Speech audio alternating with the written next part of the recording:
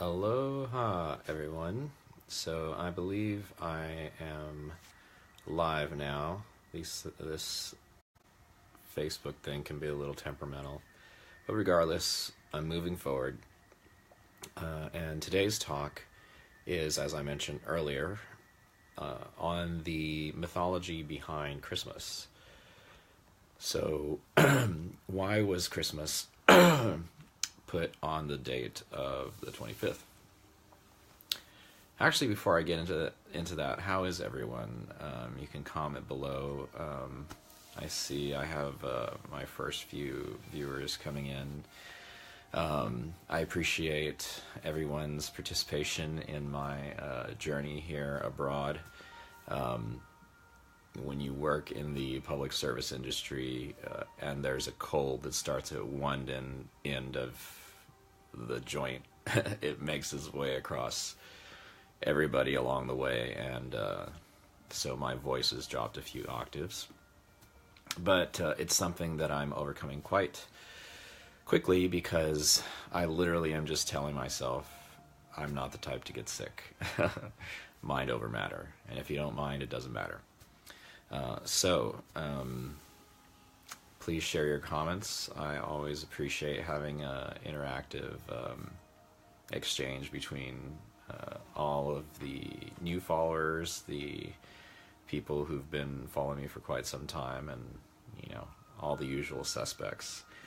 On a side note, it's so funny how this time of year evokes a quality in people of giving and sharing.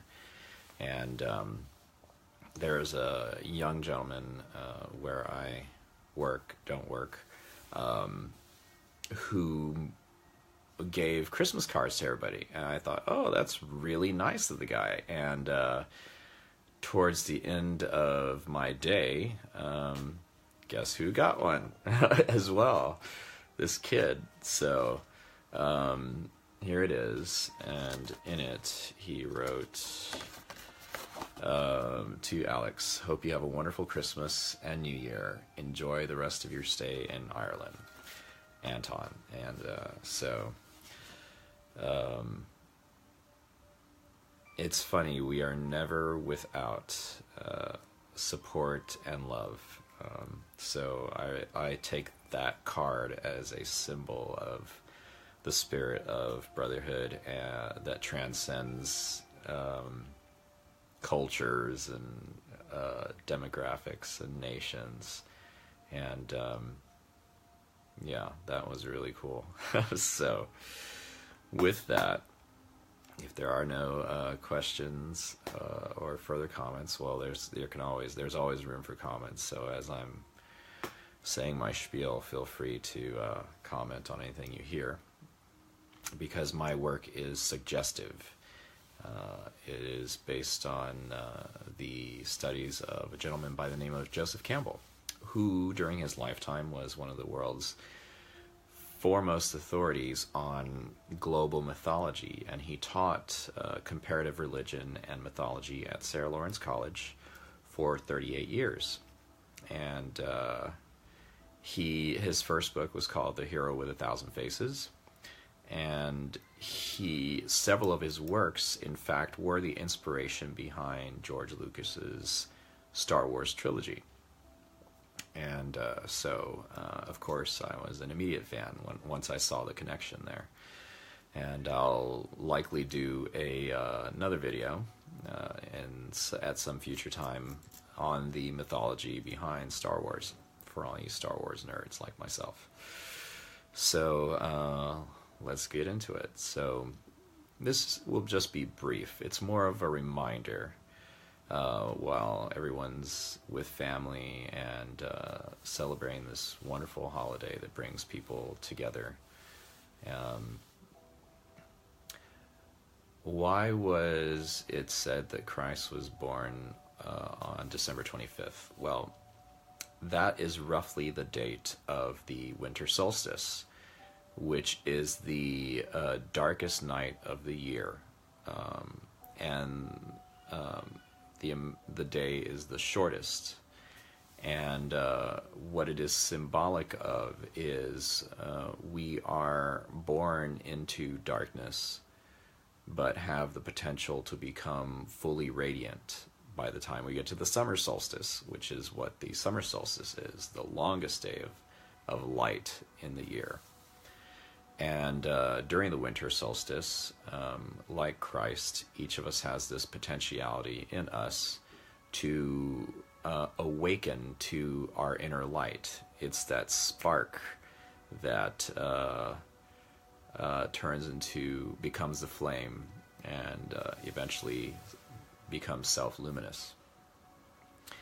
So that's why the Gnostics and the Egyptians and the Incas and the Mayas refer to themselves as children of the sun, or children of light, because they recognized that the sun, which they originally worshipped, gave life to all other beings, to all forms, and it truly does. It illuminates every sun in every solar system, illuminates and gives life in some capacity to all the planets around it. And that's what we are. We are born from the stars, and we ourselves are children of light. Hello, Sharon. Welcome. So, essentially, when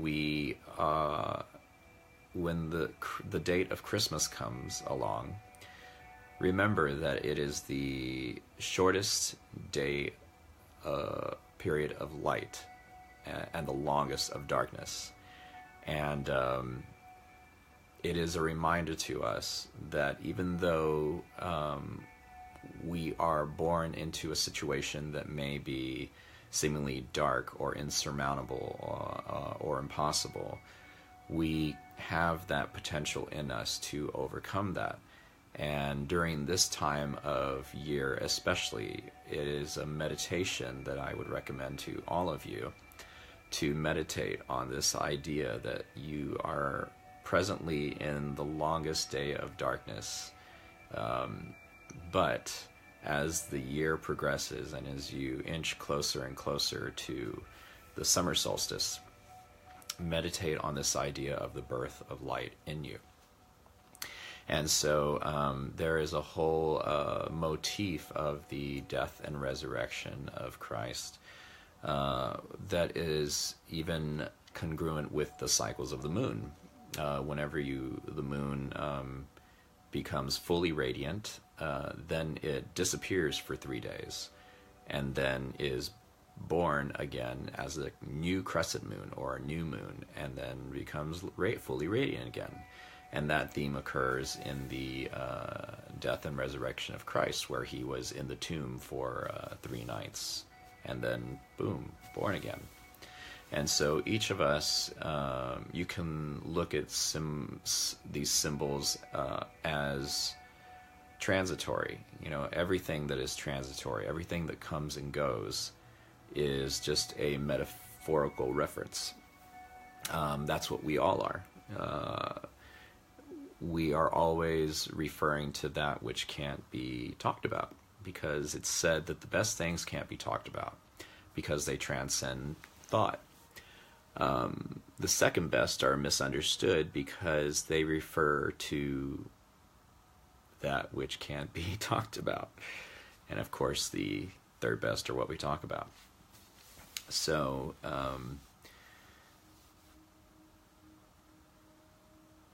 as I was mentioning in a previous video about Kundalini Yoga, this time of being present and fully aware that we are in the longest period of darkness in the year is a meditation that, to be born to our own light, requires a death and resurrection. And then it is a death of the animal man, as I mentioned, the lower 3 chakras that we share with the animal kingdom of health, wealth, progeny.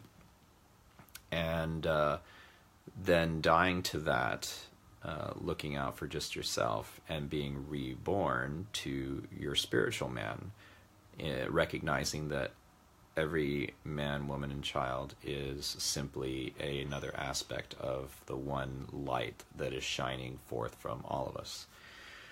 And so when you recognize that you are celebrating the longest, darkest period of the year, you also have the opportunity to recognize that there is that spark in each and every one of you that starts off as a glimmer, and the more you meditate on your connection to the universe. Remember, we're all comprised of the same 5 basic elements as the universe: hydrogen, nitrogen, oxygen, helium, and carbon.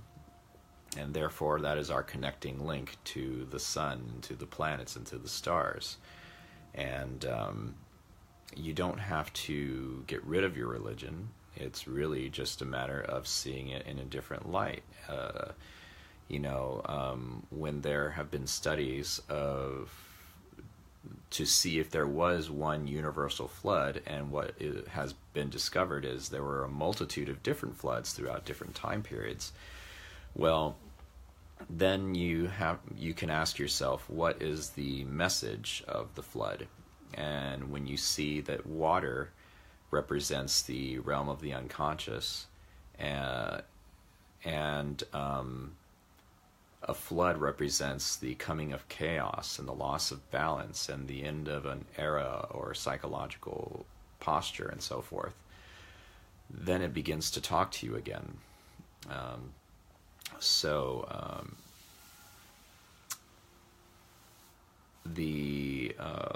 Let's see. You ever lose your train of thought? Basically, this is an opportunity for each and every one of us to be reborn, to have that second birth. That is the death of our animal man, and the rebirth, or of becoming aware that we are really a spirit. Everything is vibrating. Everything is made up of subatomic particles. And so that which we see supports that which we don't see. So yes, Christmas is definitely a time of sharing, breaking past barriers in ourselves to reach out and be a beacon of light to other people. And we must also be that beacon of light to ourselves. So with that, does anybody have any questions or comments? I'll probably keep this brief, but in Ireland, it seems like everybody says Happy Christmas out here. So let me be the first to wish you all a Happy Christmas. And that's probably not the symbol for Happy Christmas, but there you go. Let's just go with it anyway. And I'm looking forward to my road trip on the 24th and 25th to explore a little bit of Ireland. And I am grateful to all of my viewers out there, both new and the faithful ones. Happy Christmas, Alicia. Thank you. Thank you, Soraya. Yeah, I am snug because I'm still in this tiny room and it's kind of chilly tonight. But I have the fire within my own heart to keep me warm. So that is, I would say, my whole spiel. Here's a meditation a simple meditation, almost a thought, if you will, which will help keep you connected to the idea that you are a spiritual being having a human experience. Where are you between two thoughts? And it's the thought that separates us from the silence. I explained the meaning of Om, the My life is the Om, the coming into being, the fulfillment, and then the departure again. But there is a silence that underlies it, And that silence is us as the witness. I know I have a body, but I am not this body. I know I have thoughts, but I am not my thoughts. And when you look at life in that way, that good and evil, or past and future, are simply temporal apparitions that come and go, just like the tides of the ocean, then no matter what comes into your life, we all experience the highs and the lows. And, a lot of us have challenges. Myself, I've gone through a lot of personal training to overcome my own limitations whenever I've been challenged by the lows, until I started meditating that life is simply an ebb and flow. It's the vicissitudes, the up and downs, that are always in the field of time. But I see myself as a being of light that is animated and comes from and is a part of that which is beyond time and space. So whenever I'm having a crummy day, or what appears to be a crummy day, I recognize that as simply the ebb and flow. And then I picture an ocean with the waves crashing on the shore, and then going back again. And so if I'm experiencing what might appear to be a hardship, it's never that hard when I recognize it's an opportunity for me to celebrate that what seems like a down or point. And then it doesn't have to be a down point in that moment. I can instantly change it to the mentality of it being an opportunity to be my own master and commander of my own vessel, and turn every supposed adversity into a triumph. So you might say we can't control our circumstances, but we can certainly control our thinking, and therefore change the way we perceive our circumstances. So enjoy your trip. Thank you, Josephine. And with that, I'm going to go ahead and wrap this up. But it's always a pleasure sharing these ideas with you. These live videos, I'll be sharing a multitude of things. It's not just the mythology or religion, but kind of documenting what it's like to be someone who took a chance on himself, and rather than try and fix the things that society might say is wrong with me or the life I'm living, I'm betting on myself, and I'm doubling down on my own strengths, and saying, okay, what do I love doing? What puts the fire in my belly? What has kept me going all this time? And really, it's just being a communicator and a storyteller. It just seems to be a natural thing with me. Yes, Alicia, we can only go up from here. It's been rough, but you get through it. Well, of course. And we're better for it, and it makes the appreciation of being on the other end of it that much richer. You couldn't enjoy the richness of something if you didn't have the contrast of what it's like to experience the sour aspect of it. And so when you see it that way, then you can embrace the sour moments in your life, saying thank you for this, because I know that just like the tides of the ocean, there's going to be a sweetness that counteracts this until the end of time. Sweet and sour, hot and cold, however you want to go with that. When you ride the tides, you know how to sail the waves. Yes, and we were all sailing our vessel until the river runs dry. So on that thought, there's the meditation. Where am I between two thoughts? And celebrate this longest, darkest day of the year. Celebrate that you are conscious of that now, and that consciousness represents the spark.